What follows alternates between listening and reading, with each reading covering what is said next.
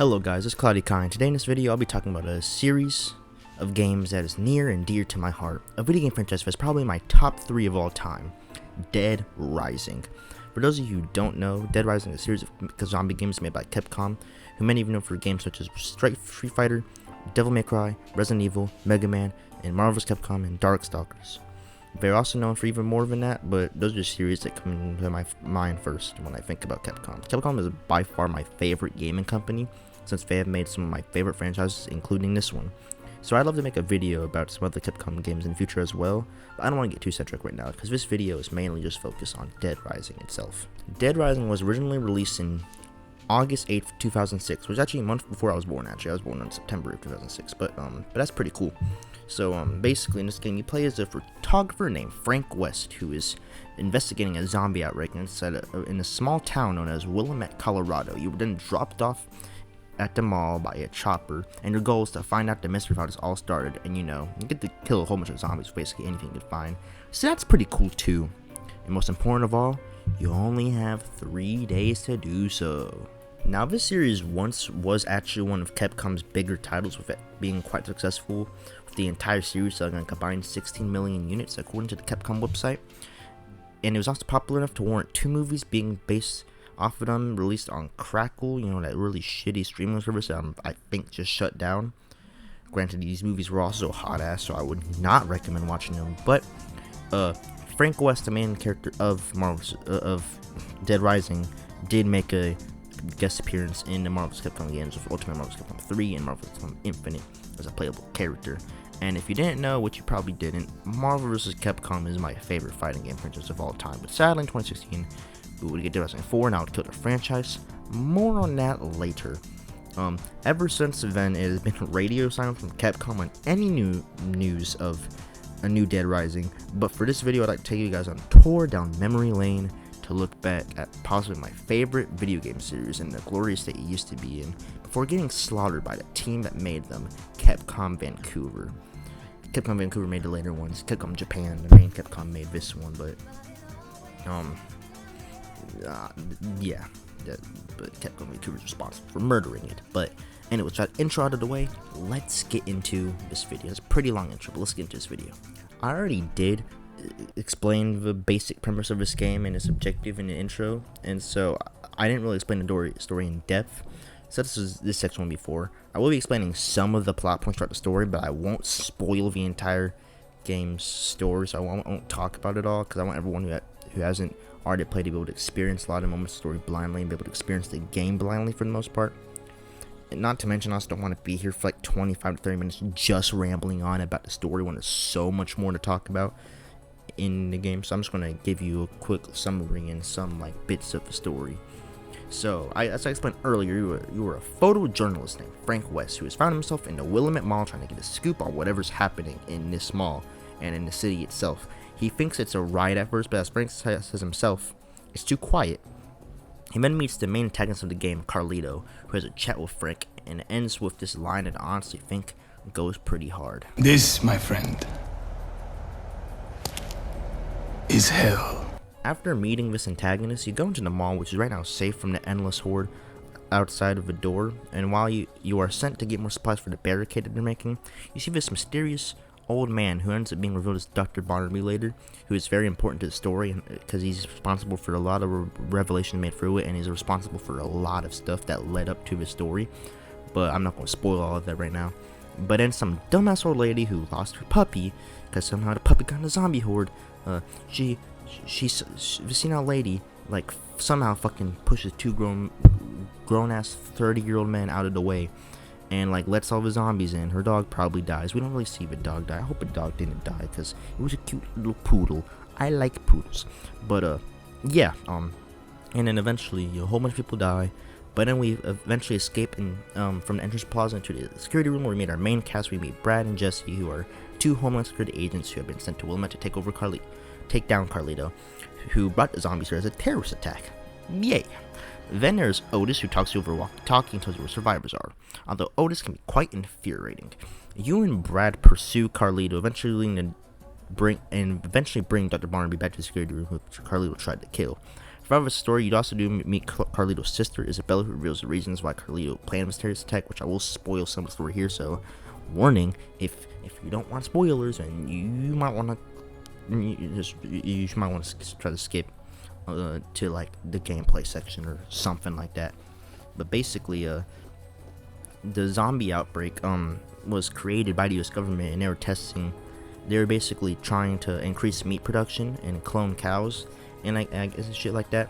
But they were doing in Santa Cabeza, but they accidentally created zombies, and then basically it caused a zombie invasion in Santa Cabeza. So now Carlito is basically on this crusade of revenge to, inflict what happened to him to like America. So that's why he's basically fucking doing all this shit. But that's all I'll get into, because I won't want to spoil all of that for you. So that's basically it for like when I'm going to explain about the story itself. So now that I told you some of the plot points of the story, I suppose I should tell you my overall thoughts on it. I think Dead Rising has a good story, a great one even. Although the game itself is sort of silly at times, like when it comes to the gameplay. The story, however, with some exceptions though, is taken pretty seriously. The story has dark moments, and they explore a lot of compelling topics. I'd say the main topic of the game tries to commentate on consumerism, similar to movies like Dawn of the Dead and shit like that. And zombies are often compared to Americans in the game, with how they just eat and consume endlessly with no remorse.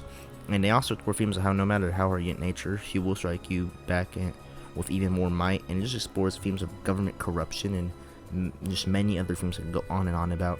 And this story is surprisingly really compelling, and not to mention, I don't think this game gets enough credit for the voice acting element. Some of the voice acting for mainly some of the bosses and Psychopaths and just some characters are over the top and goofy, but I think that's usually the purpose. But when this game actually gets serious, the voice actors really just lock in and give some pretty great performances in the game. Now, what's my opinion on Frank West himself? Well, Frank is personally one of my favorite protagonists in all of gaming. He's just an average dude who does look kind of ugly, but he's really down-to-earth guy, and he really makes a lot of sarcastic remarks. But once time he gets serious, he does get serious. He can be quick and a witty thinker, and can make intelligent decisions, but at the same time, he also frees up at certain points. His will is time and time again tested, as his goal to just get a scoop becomes a mission to discover the truth of the zombie outbreak and escape. I overall think that Frank is a great protagonist and is the best in the franchise, but enough about Frank and the plot. Let's get into the most exciting thing of the game, and the most probably the thing that they put the most focus in, the gameplay.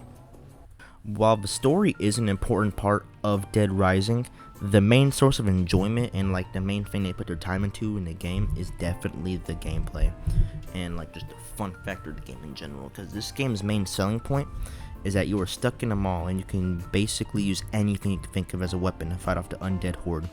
And you have just so much freedom to what you can use on zombies in this game. In most zombie games, you only really use some guns and maybe some like a machete or something like that, like Resident Evil.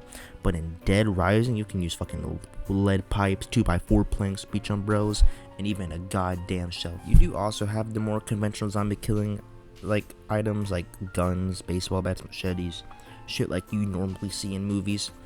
But it's just so cool that you can just pick up anything in the mall and just use it as a weapon. It's really fucking cool. And the best weapon, or my personal favorite weapon to use, is the mini chainsaw. It's just really good at killing zombies. I love using it. And it also the thing with the zombies is that on their own, they're not very threatening. They're like the slow Walking Dead type of zombies, but their numbers is what makes them really threatening. Because one thing about this game is that it was the first game where you could have like thousands or maybe just hundreds of it's either hundreds or thousands, but you could have all of these zombies on screen at once, and it made it more difficult to actually get from place to place, because you had to go through a horde of zombies. But this is made easier as you do level up and you can get stronger, and it is really fun to mow for the horde of zombies. So this is definitely a plus of the game itself. Only to get a vast array of weapons in the game. Frank can also kill zombies with his bare hands later on with some like moves where you can really like disembowel zombies. It's the coolest shit ever.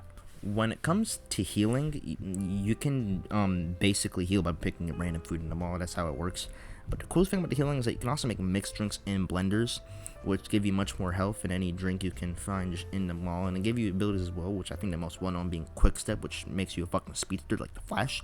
And I definitely recommend making a couple mixed drinks whenever you can. I always try to have 3 on me just in case, especially if I'm fighting like a psychopath or some shit, and like I'm getting my ass fucking handed to me, I'm getting fucking beat. Yeah, definitely good to have some mixed drinks on you. You also have the freedom to wear basically whatever you want in the game. There's a huge variety of goofy and cool outfits you can find in the mod. It just makes the game even more hilarious during gameplay, like the fucking Servbot helmet. That shit is just so fucking fun. But not only can you do it in the game, but Frank will even wear these outfits during cutscenes, which is so fucking cool. Like, it does make some story moments seem a little more silly, because like someone could be like dying and shit like that, and you just got like Frank with his like goofy ass fucking Servbot helmet and like his fucking like flower printed dress, just like looking at the scene. Like that shit just be so funny sometimes. Or like when he's wearing a fucking Mega Man helmet and just looks stupid as fuck, but it just adds to like the fun factor of the game, and just something really special, just like a little detail that they put in, that they put the effort in to put in implementing in the game, just makes it so much better. Just the little things that count, you know, man. Like that's just a lot of things about this game in general. Just the little things and make it so good. Another thing I also absolutely love about this game is the progression system, which I think is perfected to a T. When you start out at level 1, you're pretty weak and you have very limited health and inventory space, but as you level up in the game, you'll begin to notice a night and day difference. You just soon become a zombie killing machine that knows no bounds. With every level up, your inventory space, health, or stats are boosted, or you learn a new ability that lets you go hand in hand with zombies. But at the same time, you also never feel too strong to where it makes the game easy. Even at higher levels, the game can be quite challenging. The way you level up is by obtaining PP, short for penis points. Not really, I'm pretty sure it stands for prestige points, but someone at Capcom knew what they were doing. But you get this by saving survivors, taking photos, killing zombies, and killing psychopaths. I'll mention all of these later in the video statement. I mean, I guess killing zombies is pretty self-explanatory. You just kill the fucking zombies. But everything else, I'll go into more detail about it, because those are all big parts of the game. So speaking of me talking about challenging, let's talk about the challenge of this game. This game is hard as fucking balls sometimes. The game is based off of a 72-hour timer, with every hour being 5 minutes in real time. So you have approximately 6 hours in real time to get through the story. You probably die though, so it'll probably take you longer than 6 hours. But not only that, every quest is timed on, and whether it is a main quest or a side quest, they're all timed quests. And if you run out of time on a main quest, then you will fail all the cases that come after, and the truth will vanish into darkness. And also, make things even worse and more challenging, there's no autosave. You can only save in security and bathrooms throughout the mall and Isabel's hideout. But weapons don't last forever, because it's similar to Legend of Zelda Breath of the Wild, and I think I haven't played it yet. I have it, I just haven't played it yet. Probably should play it though. But weapons do eventually break, and so most likely won't be able to do everything in the game in one playthrough, just because of like there's just so much shit to do and it's all time, and like it would be you can do everything in the game, but it would be really hard to do everything in one playthrough. But I think that's actually a good thing, because it makes the game more replayable, because each playthrough you do, you have a chance to see completely new experiences. So with each playthrough you do, you're getting something new out of it, and you can do like in each playthrough you could experience just a whole bunch of stuff, like new bosses you never knew were there, new survivors you never knew there, new weapons you didn't even know they're like all the shit you didn't even know that was there the first playthrough, you find now. And I'll definitely say like that challenge and just like that ability like to like be able to experience something new every playthrough is part of this game's charm, because it has so much replayability, and it's just really an underrated aspect of the game. Now for some of you, understandably, but challenge in an early game may be a bit much.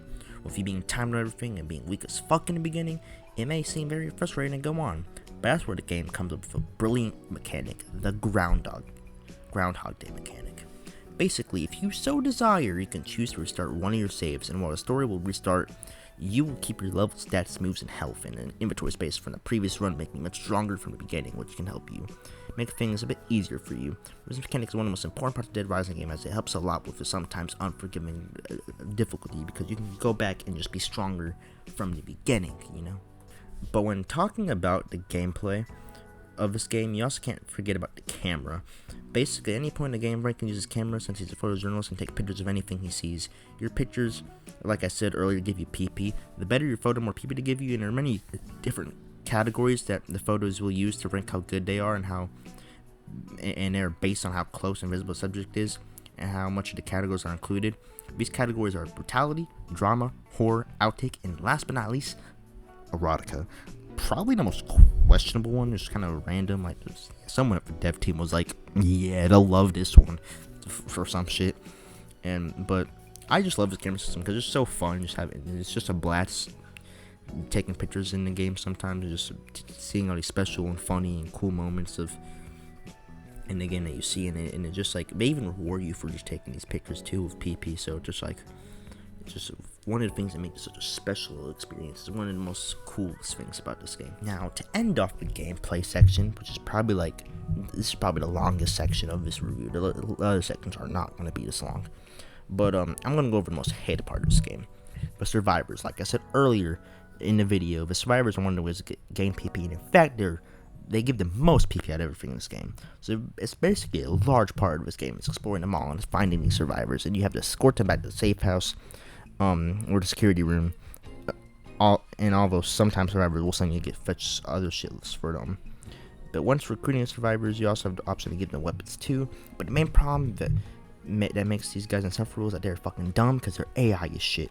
Trying to get these little shits back into the security room will make you want to pull your fucking hair out. Sometimes I just fucking snap. If a survivor is being too difficult, I just fucking kill them or leave them as fucking zombie food. They actually do give you cutscenes if they do die, which is that's actually kind of fucked up. Not gonna lie, like you just see them get eaten and then they turn and they'll say, Jeff Jones is undead. Like, damn, it's kind of crazy. But at the same time, it is cool how the survivors are made because like they have their own different personalities and traits that make them feel like actual people and it makes the world feel lived in. But now that I've gone over all this gameplay, let's get into the next segment, which is the Psychopaths. I guess you could put this in the gameplay section since you're fighting them in the game, but I think these guys deserve their own separate category because these Psychopaths are some of the best parts of the Dead Rising games besides the core gameplay. They're basically bosses that you encounter through the model, with some being required for you to fight, but most of them are completely optional, mostly side quests. The Psychopaths in the Dead Rising games were all once normal people who led mundane lives, but when the outbreak happened, they snapped. They became psycho, and now they try to kill you in a deranged state. Most Psychopaths don't actually really get a backstory, but aside this, you can't help but feel sorry for some of these guys, and you finish having to kill them, because even though it seems like they become heartless monsters who are murder machines, that they could have been normal people who never heard of fly before the outbreak. They could have been sweethearts.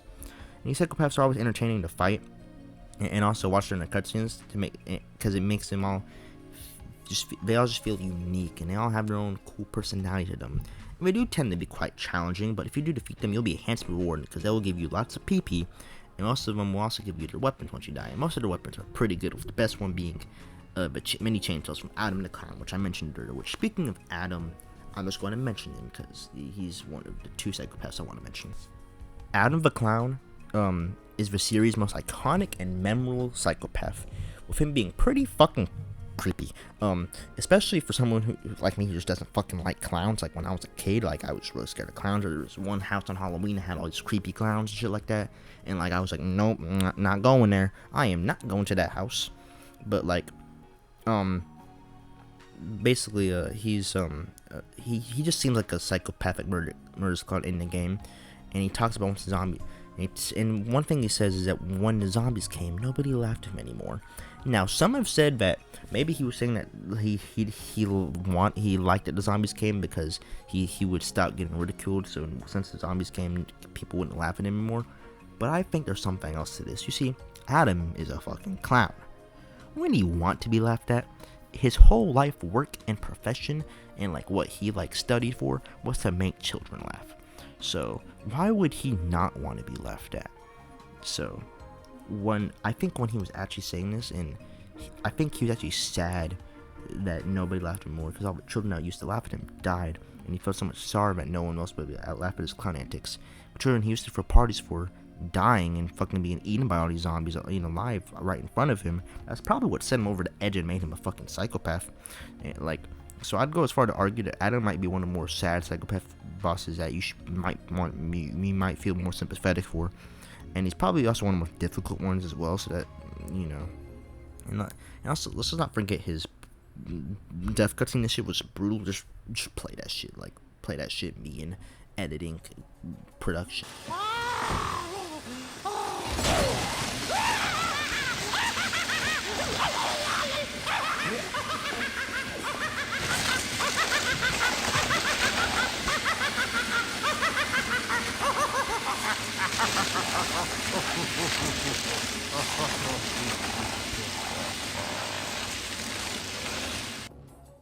But now it's time to talk about one more psychopath before moving on. Cliff.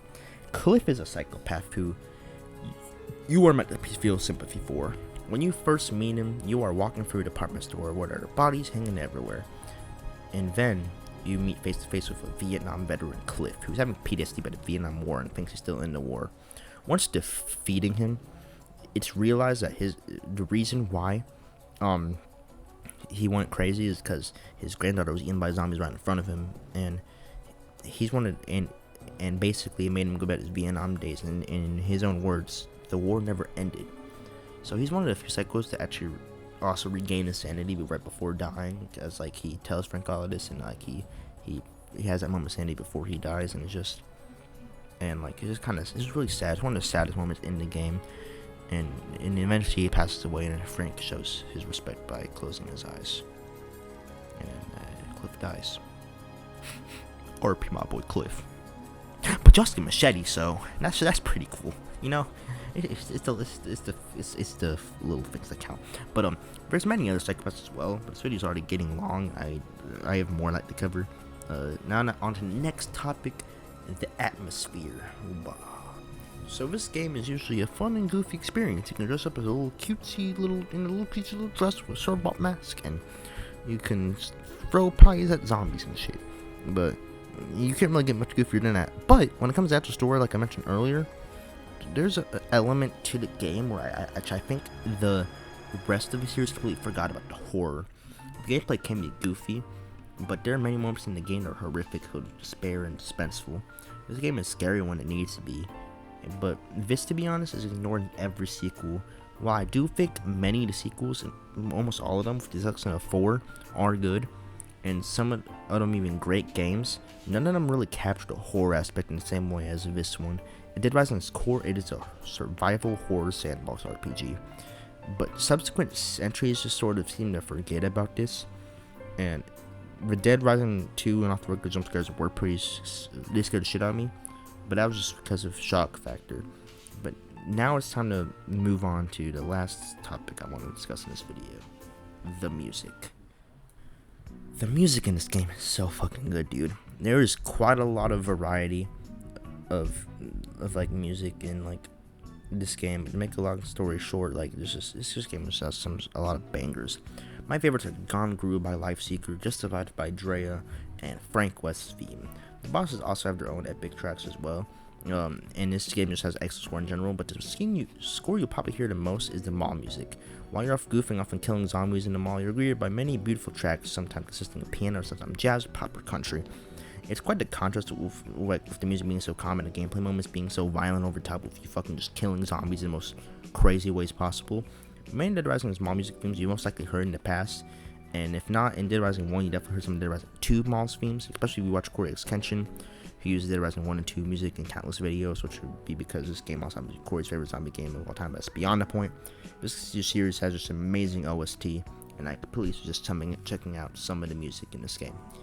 Anyways, that will be it for this video. This is probably my longest video I've made so far, and hopefully it does well. But I originally planned to do a video on the entire series, but then I realized I'll be here for like over an hour, maybe probably 2 hours. But I just really suggest that all of you watching us play this game, and that's really why I made this video. It's probably grab 1, 2, and off the record for only $5 each on the Xbox store, and I think they're only $20 on Steam nowadays. So it's a pretty cheap investment to be worth the price. So stay tuned for Dead Rising 2 video, which will eventually come out at some point. And make sure to like, comment, and subscribe. And I'll see you guys later. Peace. Oh, before I go, Frank has something he wants to say to you. I've covered wars, you know.